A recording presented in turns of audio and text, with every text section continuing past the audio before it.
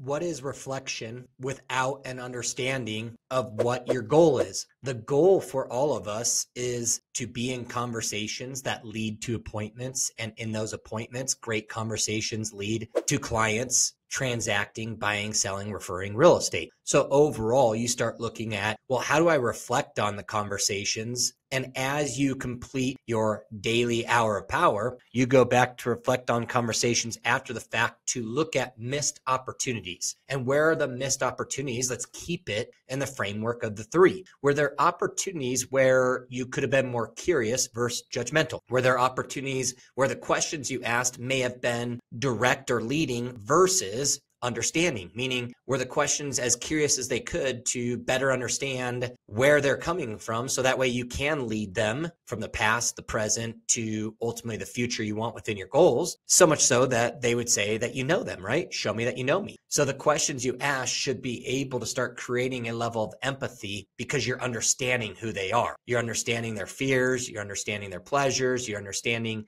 overall what their experiences are, their understanding is, how important things are. You're painting pictures. So then that way you can ask people to be courageous. Remember, buying and selling a home is a scary thing to do. Investing money into anything is a scary thing to do. So what we're asking them to do is make decisions in both that of doing things only for themselves, but everybody does things for a different reason. Are they trying to avoid pain? Are they running towards pleasure? Or, are they just free-willed? They're doing things because it causes their heart to sink. You have to better understand what's going to get somebody to make a decision, but a lot of that's going to be rooted in you going back and analyzing how curious were the questions that you were asking and the four cornerstones, right? Did I ask enough questions? No, I didn't. So obviously if I was talking too much, I was not in control. As we start looking at overall, did I understand why they would do things? Because people do things for their own decision, right? Was curiosity the field of the conversation, or was I actually already judging this person? I was not coming from a place of curiosity, or was I having to think about the things I was saying in that moment versus I was ready for that moment because we know these critical moments come up often and we've practiced for them. So just make sure that you're reflecting, you're looking at what was happening in your conversation. So then that way, ultimately, we know the more conversations we have, the more asks we get to make. At